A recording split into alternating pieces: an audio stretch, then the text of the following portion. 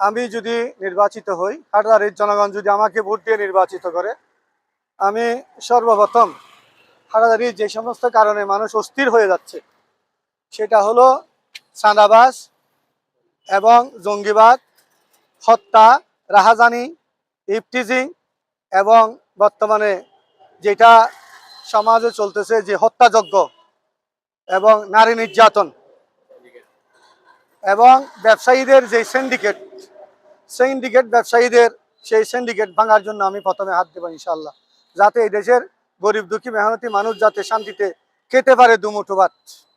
এটা হবে আমার প্রথম কাজ।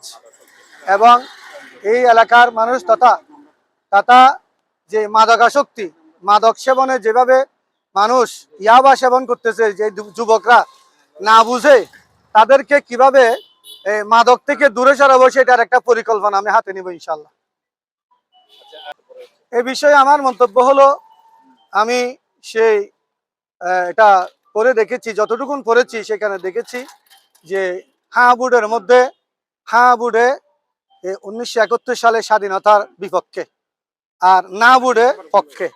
সেহেতু সেটা দেশের জনগণ বিবেচনা করবে কি মানুষ স্বাধীনতার পক্ষে যাবে নাকি বিপক্ষে যাবে।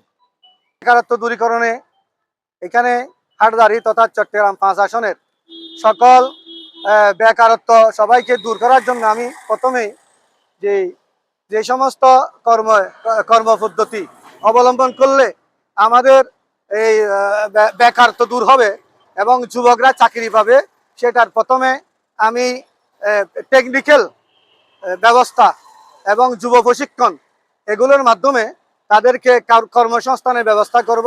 এবং এই বাংলা হাটহাজারীর জমিনে যে সমস্ত খালি জায়গা পড়ে রয়েছে সরকারি জায়গা, সেখানে তাদের কর্মসংস্থানের ব্যবস্থা করব। এবং মিল ফ্যাক্টরি যে সমস্ত কারখানা সস্তা পুঁজি দিয়ে যে কারখানাগুলো করা যায়, সেগুলোর ব্যবস্থা করে তাদের কর্মসংস্থানের ব্যবস্থা করবো ইনশাআল্লাহ। এই পর্যন্ত কোনো বাধা আমার সম্মুখে পড়ে নাই, কোনো বাধা আমাকে রোধ করতেও পারে নাই। টুকটাক হালকা হুমকি দুমকি আসতেছে, এই হুমকি দুমকিকে আমরা তাওয়াক্কা না করে ইনশাআল্লাহ আমরা আমাদের কাজ চালিয়ে যাচ্ছি। আমরা ভবিষ্যৎ আমাদের উজ্জ্বল দেখতেছি এবং জনগণ আমাদেরকে সাড়া দিচ্ছেন, যেদিকে যাচ্ছি সেদিকে চেয়ারের ধ্বনি চলতেছে ইনশাআল্লাহ। হাটহাজারীবাসীকে এই মেসেজ দিতে পারবেন ইনশাআল্লাহ যে আমরা যদি নির্বাচিত হই, এই হাটহাজারীর যানজট যেগুলো আছে, এই যানজট নিরসন, মানুষ অনায়াসে যাতে যাতায়াত করতে পারে, যারা ক্ষুদ্র ব্যবসায়ী ব্যবসা করে তাদের দিন আতিপাত করছেন, ওদের জন্য আলাদা একটা সরকারি হাঁস জায়গায় ব্যবস্থা করে তাদের ব্যবসার মাধ্যমে তাদের জীবনযাপন করার, সেটা আমরা ব্যবস্থা করবো ইনশাআল্লাহ। এবং যানজট যেগুলো আছে, যে ফ্লাইওভার যেটা করার একটা আলোচনা চলছিল, এই হাটহাজারীর উপর দিয়ে যাতে দ্রুত গতির গাড়িগুলো যাতে চলে যেতে পারে, হাটহাজারী বাস স্টেশনে যেন কোনো যানজট না হয়, মানুষ যাতে চলাফেরা করতে পারে, সেটার জন্য আমি সবাইকে মেসেজ দিচ্ছি, কাজ করে যাবো ইনশাআল্লাহ।